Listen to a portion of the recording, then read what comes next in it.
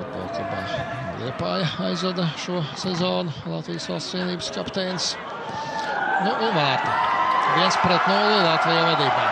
Kļūdījās izgājienā vārtsargs, nesapratās. Viņš ar aizsargiem Valērijas Šabala 48. minūtes izskaņā izvirza Latviju vadībā. Ļoti rūpīgi kļūdījās mājnieki, un Valērijas Šabala zibenīgi novērtēja situāciju. Ar galvu raidību bumbu pāri vārtsargam tālu un nevajadzīgi izskrējušanu no vārtiem. Skatāmies vēlreiz.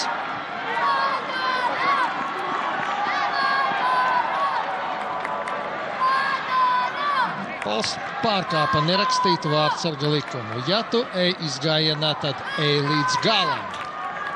Vai ne nemaz?